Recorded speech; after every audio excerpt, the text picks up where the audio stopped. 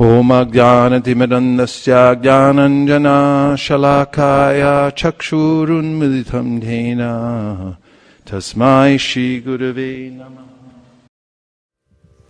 Na prahrishet priyam prapya nodvijet prapya cha priyam stira bhutira samudho brahmavid brahmanistitaha. Na, never, prahrishet, rejoices, priyam, the pleasant, prapya, achieving, na, does not, udvijet, become agitated, prapya, obtaining, cha, also, apriyam. So what does prahrishyat mean? Rejoicing. And how about priyam?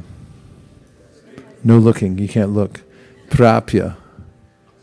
I'm saying, so the prahrishyat priyam prapya is the first line. Again, prapya means? Say what? Okay. To achieve something, okay, so now what is the first line saying, in essence? Use the microphone though, don't all shout at once, just one person say it. A representative, choose a representative amongst you, like Sutta Goswami.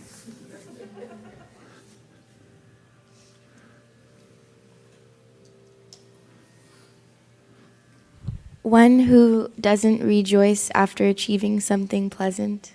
Yes. Can you give an example of somebody, like something that somebody would consider pleasant, and then they receive it and they don't rejoice, even though it's something good? Maybe if you got a raise. Okay, you got a raise, and then, okay, Lotus, you're working, and I say, okay, we're giving you a raise, and what do you say? Okay.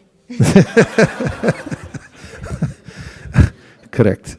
Okay, no vijet. So there's na and ud vijet together. It becomes nod vijet by Sandhi rules. The a and the u become an o, so that it becomes apparently one word, which is nod vijet. Everyone say. Does not become agitated. Prapya, obtaining. Cha, also. Apriyam, the unpleasant, the unpleasant, yes. So again, cha and apriyam become chapriyam. So also the unpleasant. What does chapriyam mean?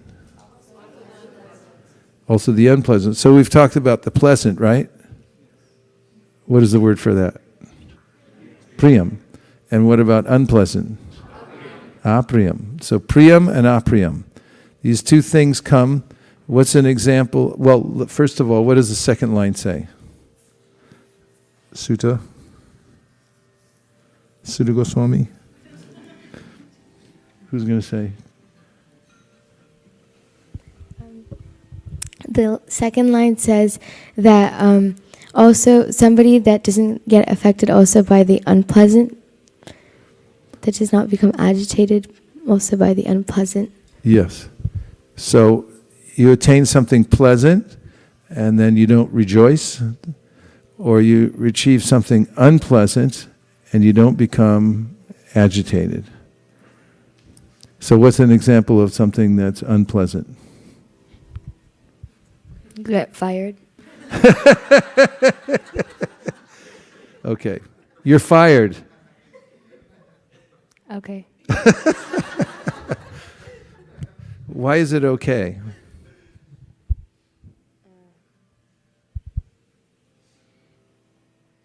Okay. It's okay because you don't get agitated by the unpleasant. I know you don't become agitated. That's a tautology, but we can look that up. But yes? Because you are self-intelligent and unbewildered. Okay, well, we're getting there, yes.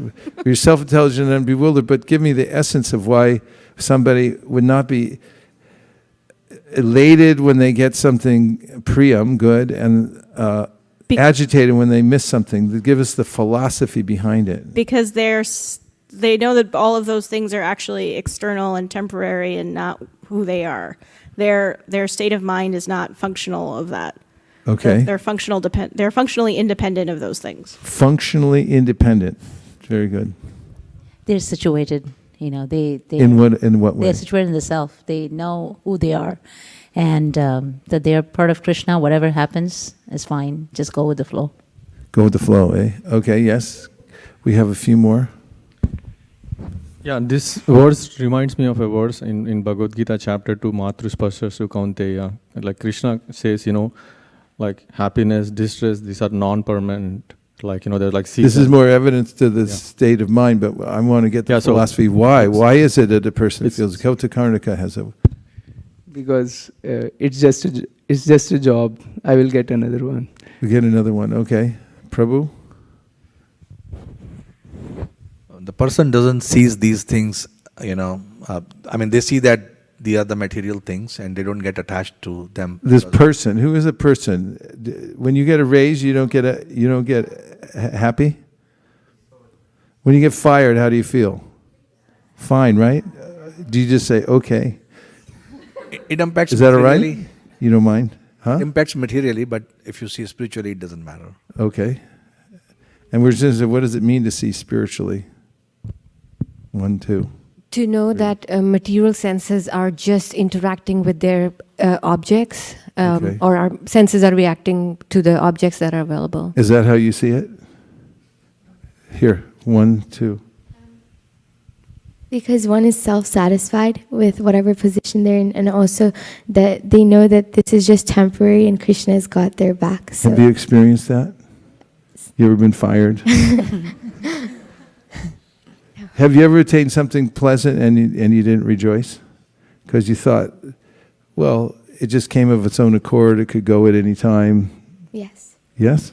Can you think of an example? You think of an example where we're moving on. So I would just take it whatever Lord desires, for me. I would just go by that. Yeah? And like you asked her about getting fired, so I have that experience and also getting a job. Yeah. So after getting fired, I realized I became more careful, so I never rejoiced after getting a job or even raises. Uh-huh.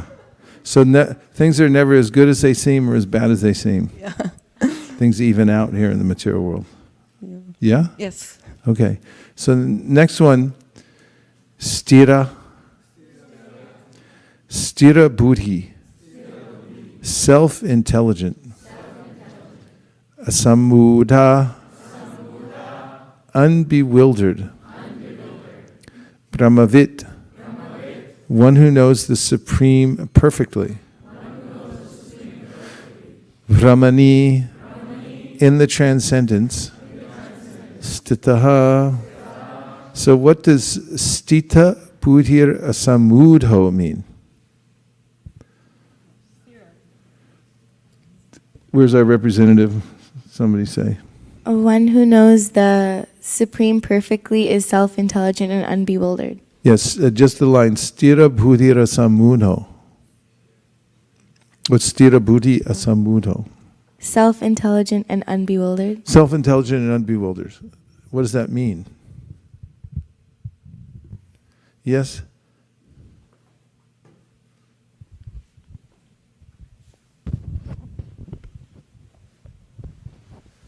Somebody don't freaks out when situation They don't turns. freak out. Okay. Give a verse about where Krishna talks about being stira. Steady. Yes? 5:10. Okay, go ahead. Give her the mic. Show us 5:10.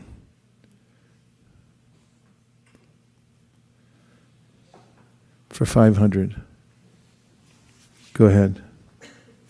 So, Krishna says in this verse that someone who is situated is someone who is not affected by externals is like a lotus. So the lotus, even though... Yes. The drop on the... So show the translation. This translation is an analogy Krishna gives. One who performs his duty without attachment, surrendering the results unto the Supreme Lord, is unaffected by sinful action, as the lotus leaf is untouched by water. So lotus leaf's in the water, but it doesn't become affected by it, because the water just beads right off. So why is this person doing the duty? Why are they not affected? That's the question, according to this verse. Yes, Jamuna. When you understand that Krishna is in control and giving you the results of your activities, you can't really see the big picture of what is actually good, what is bad. And so anything that happens, you just have to see their gifts for you to increase your Krishna consciousness. That's a very commonsensical and helpful explanation.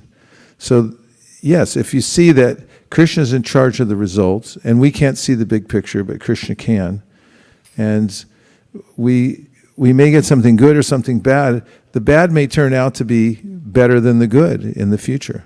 You get the good and they say, oh no, guess what? The IRS are knocking. They want their cut, and a lot more too. Or whatever it is, we don't know how it's going to come out. And here in this verse, Krishna says, Brahman yadaya karmani sangam tyakva karotiya. So sangam tyakva karotiya means that the person gives up connection with the result of the work. It's not attached, saying it's not my results because I'm only working for Krishna. And a good example of this is a bank teller. Bank teller may handle millions of dollars every day, but he or she doesn't think, oh, when somebody comes and makes a withdrawal, doesn't think, oh no, I just lost money.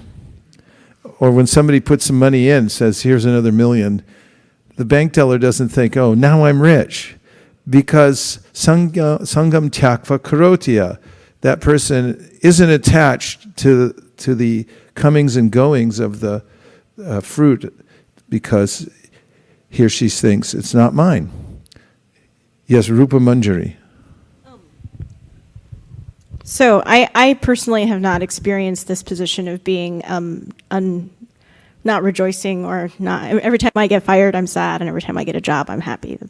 But I have seen some great Vaishnavas that if somebody comes and gives them like a really big donation that you think a normal person would be super happy about, but they somehow know that that donation is being given in a sense of prestige, even though they're accepting it for Krishna's service, they don't react very much. They're like, oh, okay, thank you, but in a kind of courteous way.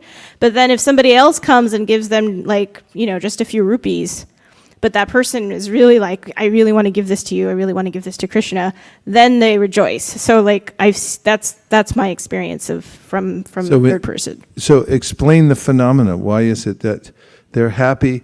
This is because that second action is not like some pleasant thing in a material sense. It's actually pleasant in a spiritual sense, because that person has devotion and they're very happy that this person has made such a great. So what this for is them the is a great important endeavor. point that she's making, because it's not that a transcendentalist is just indifferent to everything. It's not that transcendentalist becomes a dull stone and nothing matters anymore. There are things that matter. But the things that matter for the transcendentalists are the things that please Krishna's senses.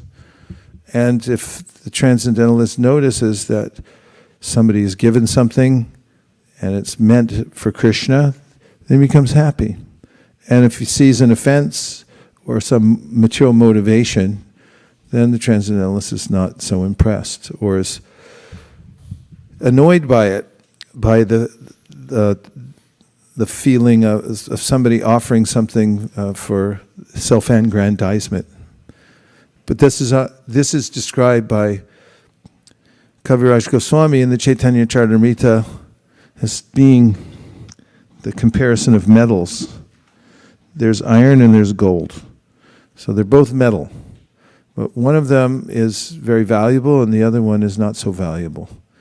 And in a similar way, one may have some desire. Everyone has some desire. Krishna confirms this in the Gita.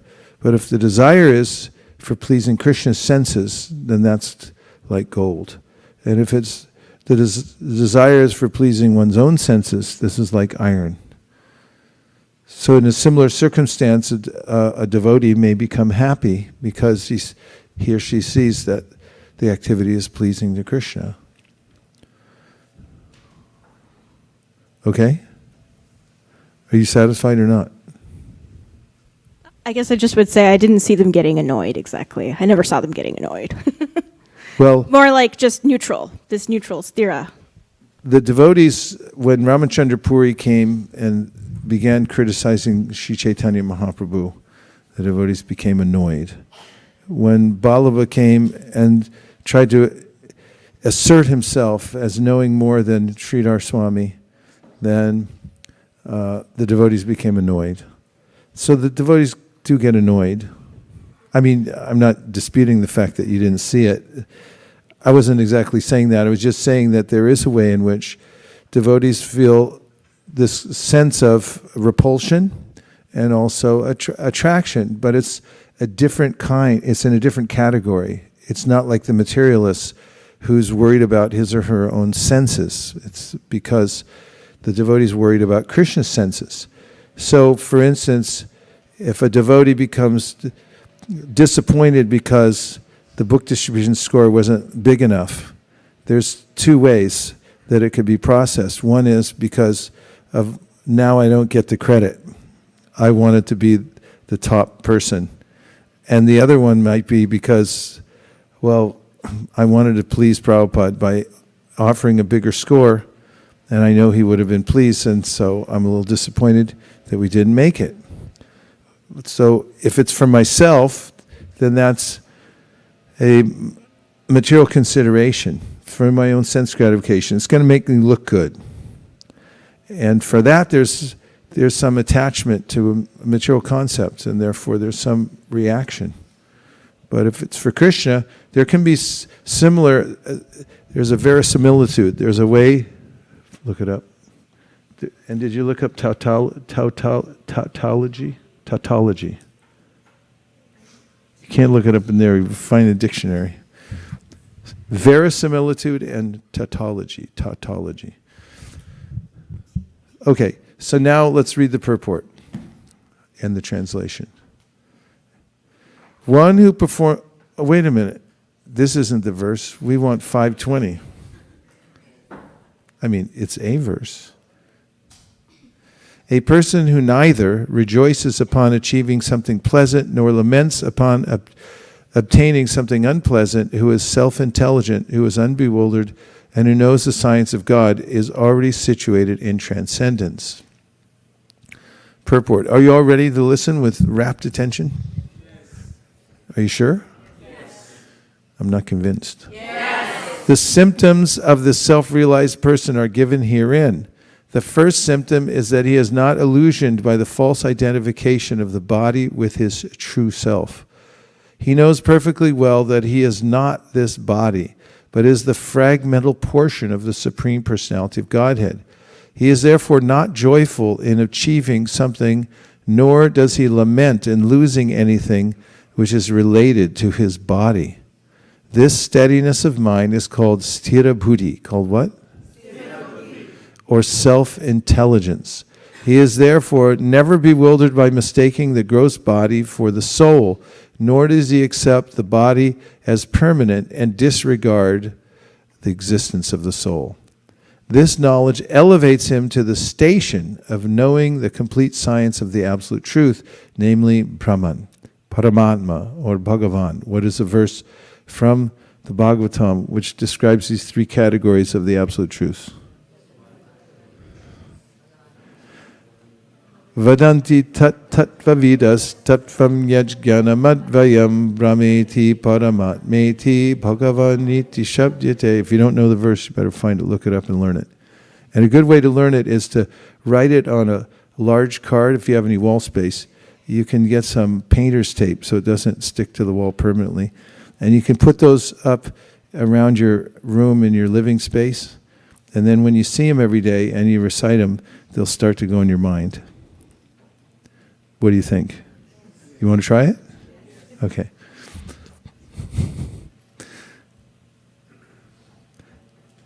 He thus knows his constitutional position perfectly well without falsely trying to become one with the Supreme in all respects. This is called Brahman realization or self-realization. Such steady consciousness is called Krishna consciousness. Let me ask you a question. Is steady consciousness, as described here, also called Krishna consciousness? You would equate the two? You would? Okay. How about, what is it about the devotee? What does a devotee not what mistake does the devotee not make, which helps the devotee to be steady? What is the big mistake that somebody might make? Krishna. He does not try to become one with the Supreme. Yes. And what's the other big mistake? Yes? Identifying the gross body as oneself. Identifying the gross body as oneself. This is the big mistake. Because if I think that I'm the gross body and I'm not, then I'm misidentifying myself. I'm pretending to be something that I'm not. And that could be troublesome, right? Yeah. So, yes. I was remembering the analogy that Prabhupada usually gives about the jailer and the inmate in the jail. The inmate in the jail, even if he gets a little bit of AC or gets a better place to stay, a person who really realizes that, I'm not going to stay here for long, so he's not going to be excited about whether he gets a wonderful bed or AC or whatever, good food and stuff like that. So it's just trying to connect. What if he gets a set of Bhagavatams, though? Because I've seen that. Yes. I've been in a prison, and I met a devotee who's in prison for life, no possibility of parole. But he's smiling. I said, "Boy, you're smiling." And he goes, "Yeah, people tell me that all the time in here." And then I say, "Yeah, ask me why."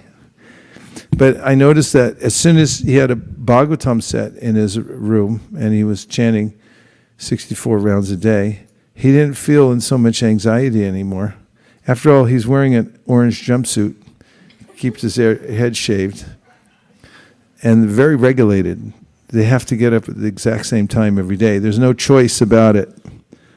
So there's a possibility in any situation that one with the right paraphernalia and the right habit patterns, which means to have Krishna's paraphernalia, be surrounded by Krishna's paraphernalia, and to become attached to hearing and chanting. So I saw one, I've seen, many brahmacharya ashrams very simple. They just, have a simple place. Actually, many homes very simple. They don't need a lot of accoutrements, but one thing is the Bhagavatam isn't there. It can be a big fancy house. You can look in Architectural Digest and see many fancy houses. But I guarantee you, if you live in those, it's just another house. It doesn't matter big or small. If the Bhagavatam isn't in the house, big or small, then it's a place of anxiety. And if the Bhagavatam is in the house and the devotees are reading it, then big or small, devotees, the people inside are going to be happy. It's the choice of habits and the vibration that transforms a place and makes it either miserable or happy. You can go on vacation in the most beautiful place in the world, but if you don't have some sadhana when you're there, or you don't have an opportunity to associate with devotees or do some service, then it's actually a suffering condition, even more than being in a hellish place, because you keep thinking, I should be able to enjoy here. Why can't I? So the secret of life is to dedicate one's senses to please Krishna's senses. And in every situation, to organize the environment so that one can be a servant of Krishna and one can keep the vibration going constantly. Do you agree with this assessment in part or in whole? Yes. Thank you. Nachariyar Marman, Nachariyar Marman, Nachariyar Marman, Nachariyar Marman, hey, Nachariyar Marman, Nachariyar Marman. Nachare Armarman, Nachare Armarman.